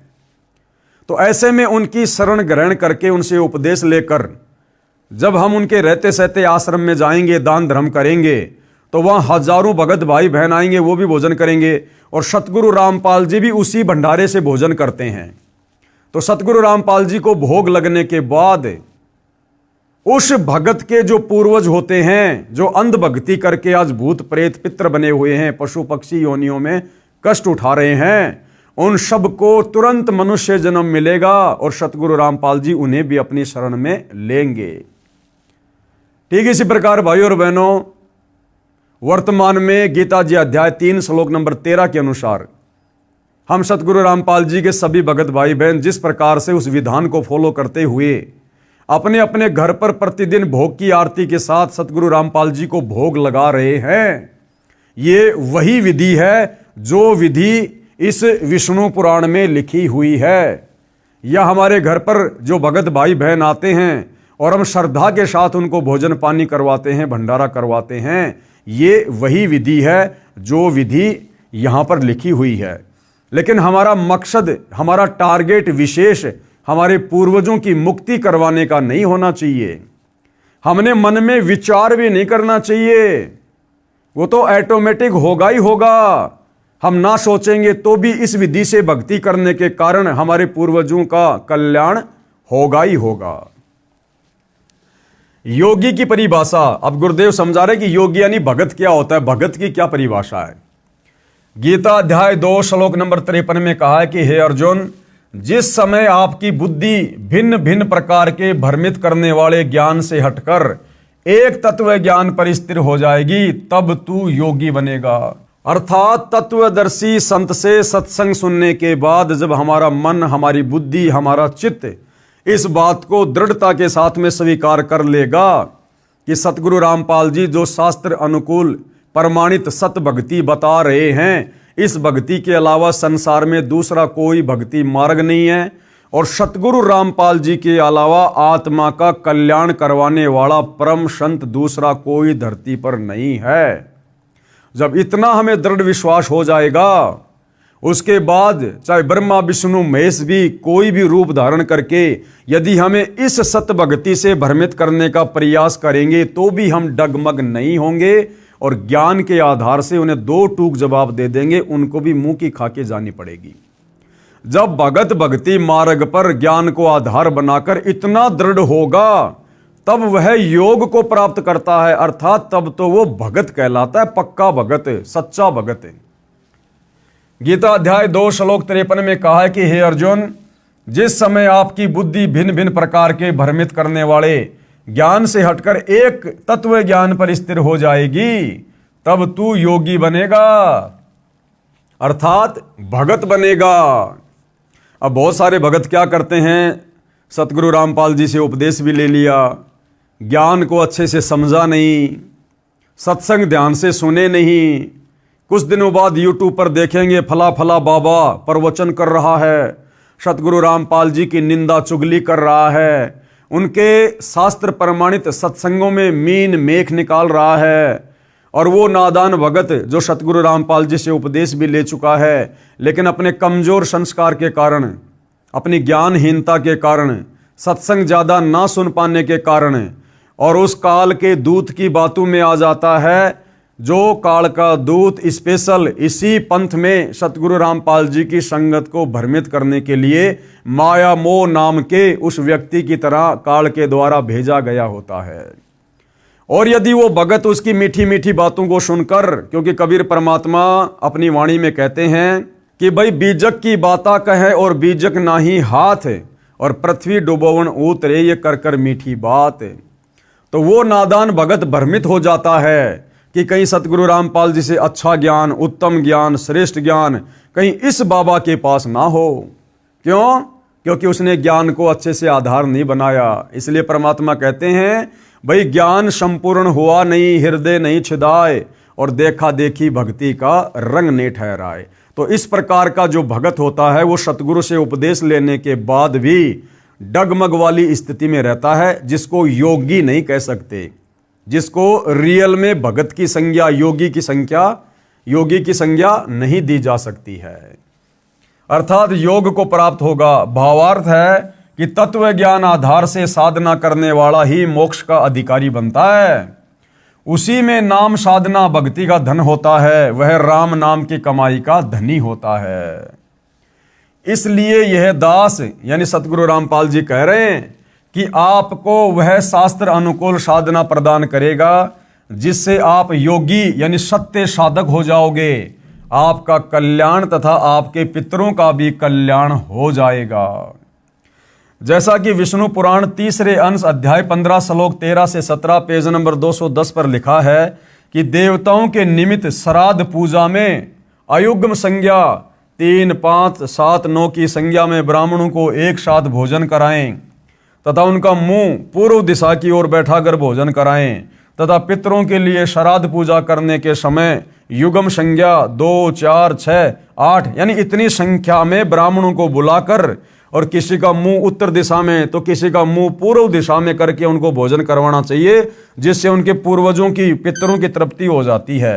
अर्थात ये भी कोई समाधान नहीं है भाइयों और बहनों, ये शास्त्र अनुकूल साधना का हिस्सा नहीं है। विचार करने की बात है कि इसी विष्णु पुराण इसी तीसरे अंश के अध्याय 15 में श्लोक 55-56 पृष्ठ 213 पर यह भी तो लिखा है कि एक योगी यानी शास्त्र अनुकूल सत्य साधना करने वाला भगत अकेला ही पितरों तथा 1000 ब्राह्मणों तथा यजमान सहित सबका उद्धार कर देगा।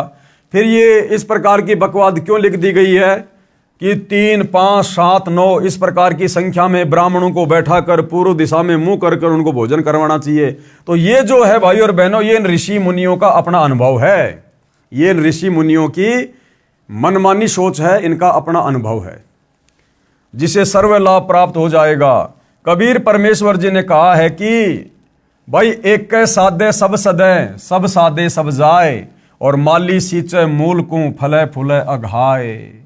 अरे जो एक है, जो सर्वश्रेष्ठ है, जो सर्वोत्तम है, उत्तम पुरुष है, क्यों ना उस एक को ही साध लिया जाए, उस एक को ही इष्ट मानकर और उसकी पूजा की जाए, उसकी भक्ति की जाए, जिससे हमारा सर्व कल्याण होगा। एक साधे सब सदें, हमने फिर और किसी की पूजा करने की जरूरत नहीं है, अलग से कोई कर्मकांड पाखंड करने की जरूरत नहीं है। जिस दिन हम तत्वदर्शी संत से उपदेश लेकर एक परमपिता परमेश्वर परम अक्षर ब्रह्म कबीर देव की यथार्थ भक्ति पूजा शुरू कर देंगे। ये दास रामपाल दास भी धार्मिक अनुष्ठान श्रद्धा से पूजा करता और कराता है, जिससे करने से साधक पितर भूत नहीं बनता, अपितु पूर्ण मोक्ष प्राप्त करता है। तथा जो पूर्वज गलत साधना शास्त्र विधि त्याग कर मनमाना आचरण अर्थात पूजा करके पितर भूत बने हैं, उनका भी छुटकारा हो जाता है। यही प्रमाण इसी विष्णु पुराण पेज 209 पर इसी तीसरे अंश के अध्याय 14 श्लोक 20 से 31 में भी लिखा है कि जिसके पास श्राद्ध करने के लिए धन नहीं है, तो वह ये कहे कि हे पितृगणों, आप मेरी भक्ति से तृप्ति लाभ प्राप्त करें, क्योंकि मेरे पास श्राद्ध करने के लिए वित्त यानी धन नहीं है। हालांकि ये विधि भी उत्तम विधि नहीं है, शास्त्र प्रमाणित विधि नहीं है। हम अपनी भक्ति क्यों नष्ट करें, क्यों बर्बाद करें? भाई और बहनों, जिस प्रकार मैं रोड से जा रहा हूं गाड़ी लेकर, आगे मैंने देखा एक व्यक्ति गाड़ी के साथ रोड पर खड़ा हुआ है। पूछने पे पता चला कि भैया मेरा तो टायर पंचर हो गया। अब मैं क्या करूंगा, मुझे क्या करना चाहिए? अगर मैं पागल आदमी हूं, मूर्ख आदमी हूं, तो मैं क्या करूंगा कि भैया मेरी गाड़ी के टायर से हवा निकालकर अपनी गाड़ी के टायर में डाल ले। अब ऐसा करने से ना तो मेरी गाड़ी ठीक चलेगी, ना उसकी गाड़ी ठीक चलेगी।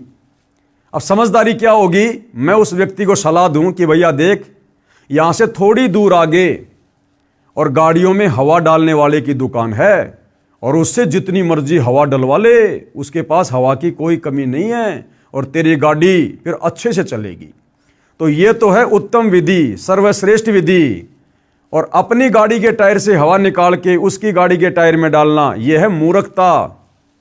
तो इसी प्रकार विष्णु पुराण में जो लिखा हुआ है कि भाई जिसके पास में धन नहीं है और उसने यदि श्राद्ध निकालने हैं, तो अपने उन पितरों से ये प्रार्थना करे कि हे पितृगणों, मेरे पास में श्राद्ध निकालने के लिए धन नहीं है, इसलिए मैं अपनी भक्ति कमाई का कुछ अंश आपको संकल्प करता हूं। तो नुकसान तो हो गया उसका। अरे भक्ति कमाई से तो सब कुछ मिलता है, यहां पर सब कुछ चलता है, पाप और पुण्य से तो ये संसार चल रहा है। और वो भक्ति कमाई जो हम बड़ी मुश्किल से जोड़ पाते हैं, उसको हम बांट रहे हैं, तो ये तो मूर्खता है, मूर्खता।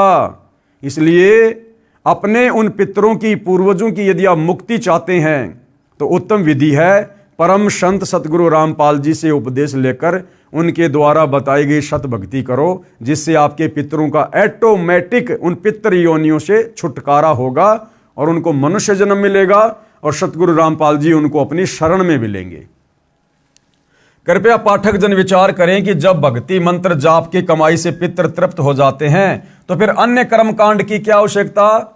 ये पंडितों को बुलाना, खीर रोटी हलवा बनाना, इस प्रकार के कर्मकांड करना, फिर उनकी क्या आवश्यकता है? अगर भक्ति कमाई संकल्प करने मात्र से पितृ तृप्त हो रहे हैं, फिर इन पंडितों को बुलाकर, ब्राह्मणों को बुलाकर कर्मकांड क्यों करना? फिर तो ये पाखंड है, ये भक्ति विरुद्ध साधना है।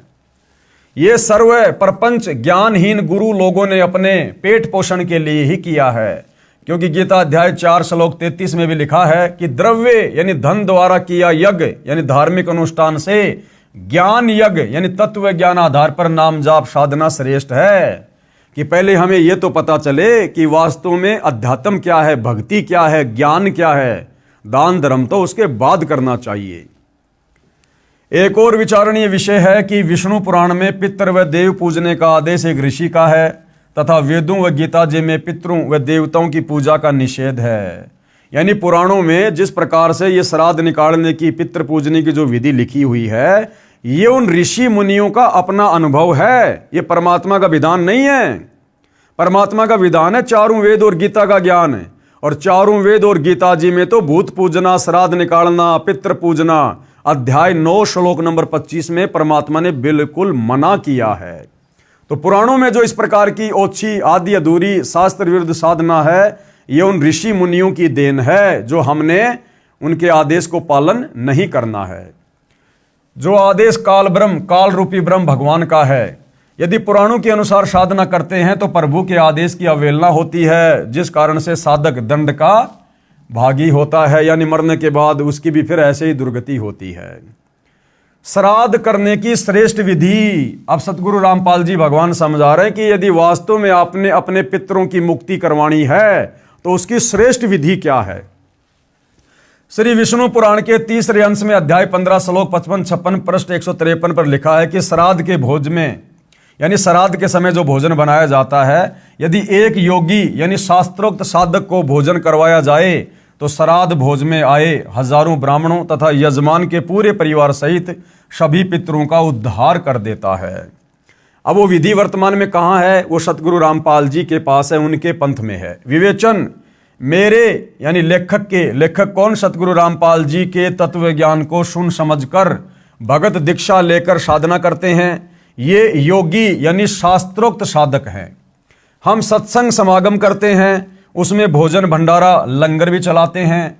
जो व्यक्ति उस भोजन भंडारे में दान करता है, उससे बने भोजन को योगी यानी मेरे शिष्य तथा ये दास सब खाते हैं। ये दास यानी लेखक सतगुरु रामपाल जी सत्संग सुनाकर नए व्यक्तियों को यथार्थ भक्ति ज्ञान बताता है और शास्त्रों के प्रमाण प्रोजेक्टर पर दिखाता है, जिस कारण से श्रोता शास्त्र विरुद्ध साधना त्याग कर शास्त्रोक्त साधना करते हैं। इस प्रकार उस परिवार का उद्धार हुआ। उनके द्वारा दिए दान से बने भोजन को भक्तों ने खाया, इससे पितरों का उद्धार हुआ। पितर जूनी छूटकर अन्य जन्म मिल जाता है। सत्संग में यदि 1000 ब्राह्मण भी उपस्थित हों तो वे भी सत्संग सुनकर शास्त्र विरुद्ध साधना त्याग कर अपना कल्याण करवा लेते हैं। ये है उत्तम विधि सर्व कार्यों को सिद्ध करने की। ये है वो वाणी, एक साधे सब सदें, सब साधे सब जाए, और माली सींचे मूल कूं फले फुले अघाए। जैसे आप जी ने पहले पढ़ा कि कबीर जी ने गंगा के तट पर ब्राह्मणों को ज्ञान देकर उनकी शास्त्र विरुद्ध साधना को गलत सिद्ध करके सत्य साधना के लिए प्रेरित किया। उन ब्राह्मणों ने सतगुरु कबीर जी से दीक्षा लेकर अपना कल्याण करवाया। अन्य साधना जो शास्त्रों के विरुद्ध थी त्याग दी और सुखी हुए। तो ठीक इसी प्रकार वर्तमान में भी मानव समाज ने सतगुरु रामपाल जी की बातों को, उनके सत्संगों को, उनके द्वारा लिखी पुस्तकों को गहनता से पढ़कर, सोचकर, समझकर, चिंतन मनन करके अपनी आत्मा के कल्याण हेतु और अपने पूर्वजों की आत्मा के कल्याण हेतु इस सतभक्ति को शीघ्रातिशीघ्र अपना लेना चाहिए। दास की प्रार्थना है, यानी सतगुरु रामपाल जी कह रहे हैं कि वर्तमान में मानव समाज शिक्षित है, वह अवश्य ध्यान दे तथा शास्त्र विधि अनुसार साधना करके पूर्ण परमात्मा के सनातन परम धाम शाश्वतम स्थानम यानी सतलोक, जो कभी खंड नहीं होता, नष्ट नहीं होता, अर्थात सतलोक को प्राप्त करें, जिससे पूर्ण मोक्ष तथा परम शांति प्राप्त होती है। गीता अध्याय 15 श्लोक 4 तथा अध्याय 18 श्लोक 62 में जिसको प्राप्त करने के लिए कहा है, इसके लिए तत्वदर्शी संत की तलाश करो। तत्वदर्शी संत के बिना नहीं मिलेगा। और तत्वदर्शी संत के विषय में कहाँ बोला गया है? गीता अध्याय 4 श्लोक 34 कि अर्जुन, उस तत्व ज्ञान को प्राप्त करने के लिए किसी तत्वदर्शी संत की खोज कर, भली भांति उसको दंडवत प्रणाम करके उसको प्रसन्न कर, फिर वो तत्वदर्शी महात्मा तुझे तत्व ज्ञान का उपदेश करेंगे, जिससे आपको परम शांति होगी और परम गति प्राप्त होगी। एक श्रद्धालु ने कहा कि मैं आपसे उपदेश लेकर आप द्वारा बताई साधना भी करता रहूंगा तथा श्राद्ध भी निकालता रहूंगा तथा अपने घरेलू देवी देवताओं को भी ऊपरले मन से पूजता रहूंगा, इसमें क्या दोष है? भाई इसमें तो दोष ही दोष है, परमात्मा का विधान भी तोड़ रहे हो। यानी राजा ने विधान बना दिया कि जो व्यक्ति चोरी करेगा उसको फला फला दंड मिलेगा, और जो व्यक्ति सरकारी नौकरी करेगा उसको ये तनख्वाह मिलेगी। और वो व्यक्ति कहे कि मैं सरकारी नौकरी भी करता हूँ और साथ में चोरी भी करता रहूंगा, इसमें क्या दोष है? भैया नौकरी करेगा उसके तो तनख्वाह मिलेगी, और चोरी करेगा उसका दंड भी मिलेगा। मुजदास की प्रार्थना, संविधान की किसी भी धारा का उल्लंघन कर देने पर सजा अवश्य मिलेगी। इसलिए पवित्र गीता जी व पवित्र चारों वेदों में वर्णित व वर्जित विधि के विपरीत साधना करना व्यर्थ है। यानी गुरुदेव भगवान कह रहे हैं कि पवित्र चारों वेद और चारों वेदों का निष्कर्ष गीता जी, अगर आपने इसके विपरीत साधना की तो भाई आप परमात्मा के दोषी बनोगे, शास्त्र विरुद्ध साधना करने के चलते। इसका प्रमाण पवित्र गीता जी अध्याय 16 श्लोक 23-24 में है। यदि कोई कहे कि मैं कार में पंचर ऊपरले मन से कर दूंगा, नहीं, राम नाम की गाड़ी में पंचर करना मना है। ठीक इसी प्रकार शास्त्र विरुद्ध साधना हानिकारक ही है। जो भाई कह रहा था ना कि मैं जी आपसे भी नाम ले लूंगा और ऊपरले मन से श्राद्ध भी निकालता रहूंगा, तो गुरुदेव भगवान समझा रहे, नादान प्राणी, तू अपनी गाड़ी लेकर जा रहा है और गाड़ी को साइड में रोक कर कहे कि मैं तो ऊपरले मन से गाड़ी के टायर में पंचर कर देता हूं, मैं जानबूझ के थोड़ी कर रहा हूं, ऊपरले मन से कर देता हूं, तो पंचर ही है, तेरा कार्य तो बाधित होगा ही होगा। तो इसी प्रकार परमात्मा का नियम तोड़ देने से हम प्राणी दंड के भागी होते हैं। और ये जो शास्त्र विरुद्ध साधना है, ये परमात्मा के विधान को तोड़कर, उनके नियम और मर्यादाओं को तोड़कर, उनके संविधान को, जो भक्ति वाला संविधान है, उस संविधान को तोड़कर किया जाने वाला मनमाना आचरण है। और भाई इसकी सजा प्राणी को भुगतनी पड़ती है। कोई ये ना सोचे कि भाई मैं कोई बाबा रामपाल जी की भक्ति नहीं कर रहा, ना मुझे आवश्यकता है, और मैं तो जो कर रहा हूँ वही ठीक है, मेरे तो सारे ठाट बाट हैं, बड़ी कंपनी चला रहा हूँ, बड़ी फैक्ट्री है मेरे पास में, या बड़ी नौकरी है, बड़ा बिजनेस है, मेरे बच्चे बढ़िया कमा रहे हैं, हमें क्या आवश्यकता भक्ति की। भैया इस जन्म में आपको जो भी ठाट बाट हैं, भले आप संत रामपाल जी के भगत भी नहीं हैं, आप भले और भी कोई भक्ति नहीं करते, सारे उल्टे काम करते हैं, मांस आप खा रहे हैं, शराब आप पी रहे हैं, 2 नंबर के काम आप करते हैं, रिश्वत आप ले रहे हैं, फिर भी आपके घर में ठाट बाट हैं।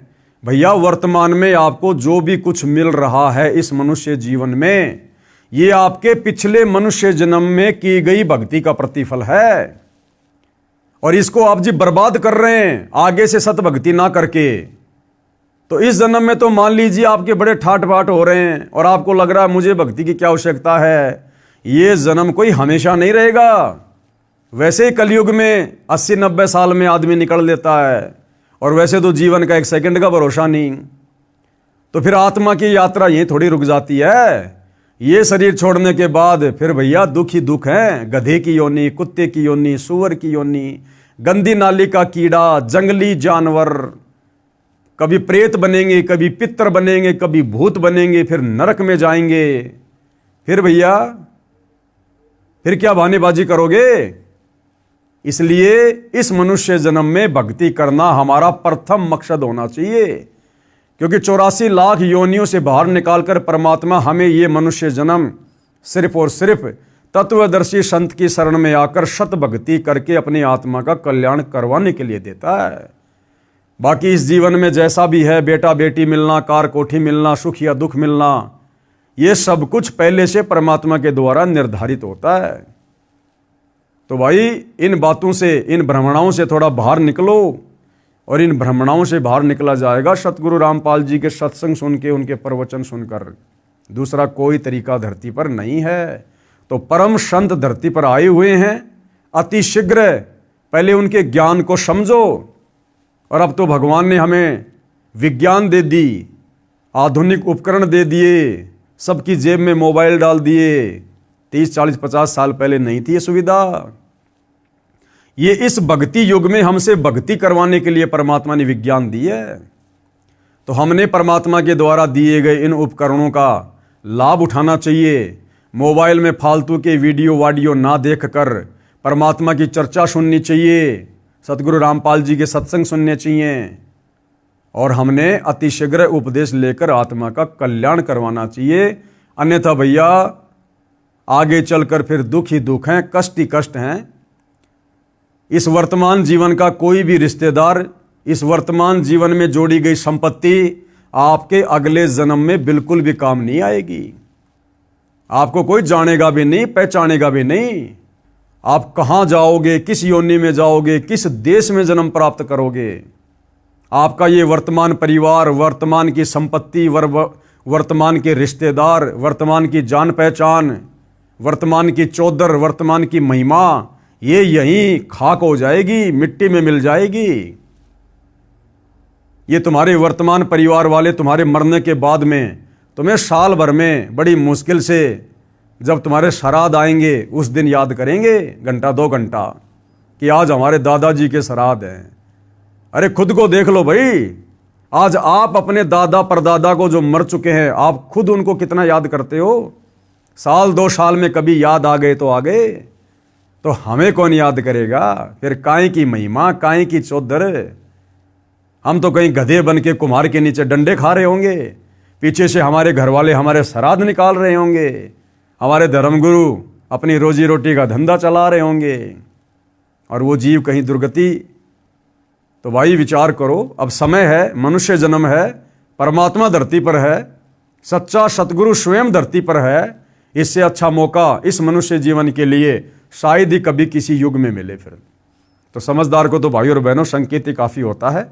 बाकी सतगुरु रामपाल जी के कर कमल से लिखित पवित्र पुस्तक हिंदू साहिबान नहीं समझे गीता वेद पुराण, आज इस पवित्र पुस्तक पर हमारा ये 18वें नंबर का वीडियो था। कल परमेश्वर जी के आशीर्वाद से फिर सेवा में हाजिर होंगे। तब तक गुरुदेव भगवान हम सबको आज्ञा दे, आशीर्वाद दे, सद्बुद्धि दे, हमारा मार्गदर्शन करे। बंदी छोड़ सतगुरु रामपाल जी भगवान की जय हो।